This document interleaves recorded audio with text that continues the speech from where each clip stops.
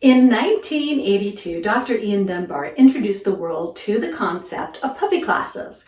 Prior to this time, the recommendation was to hold off on training until dogs were 6 months old. And the reason for this had nothing to do with learning, but because we knew less about the effectiveness of vaccines. Dr. Dunbar's number one goal of those classes was not socialization, but giving puppies the opportunity to practice bite inhibition, controlling how hard they bit during play.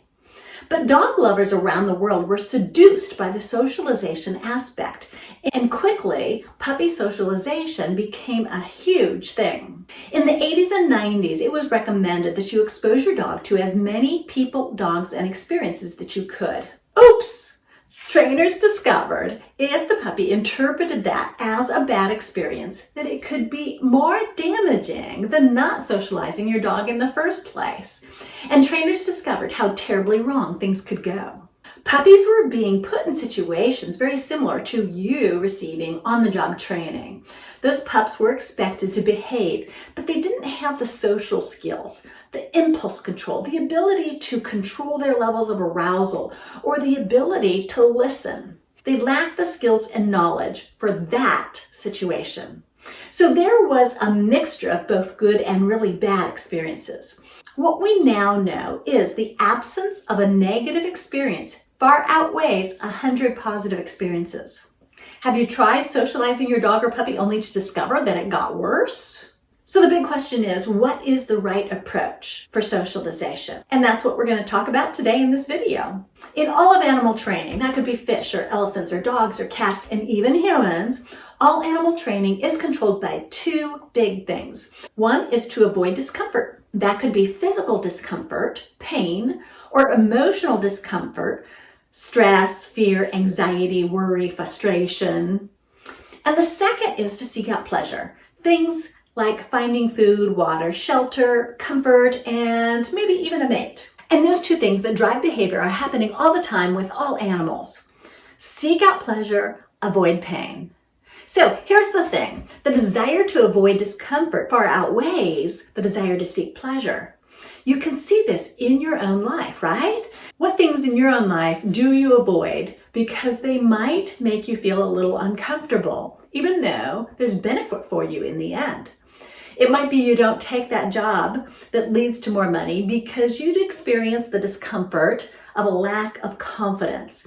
It might be you turn down the opportunity for an education because the financial burden is scary. It might even be you avoid training your dog because you don't know how to train your dog and you're afraid you would look stupid or you would embarrass yourself. So let's say you did what you thought was right. You got out there, you tried to socialize your dog, and it felt good because you were being proactive, but your dog had one bad experience.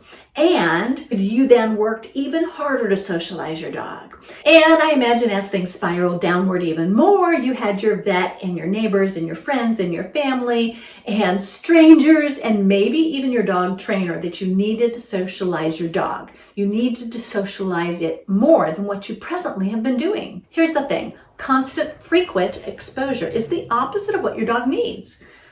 What you want instead is micro situations that give your dog nothing but calm, confident experiences. It is casual with looking, approaching, or interacting, if it even gets that close. You're looking for a few quality experiences that are only fantastic, rather than a lot of adrenaline-induced experiences. And should your dog have a bad experience, which is going to increase the more you get them out there, then you give them a break.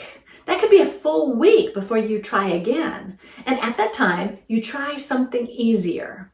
Ideally, we reframe socialization to mean growing calm, confident dogs as opposed to adrenaline-induced interactions. Keep in mind, socialization is not about interaction. A dog or puppy that's 100 feet from a person or a dog, and it is calm and it is confident, is being socialized. So confident means your dog is completely and totally comfortable. It can eat, it can play, it can respond to your cues. There is no coercion, no luring, no encouraging needed. And calm means just that. It's not rushing up, it's not excited. It could approach, but it's not desperate to approach. But it could just as easily not.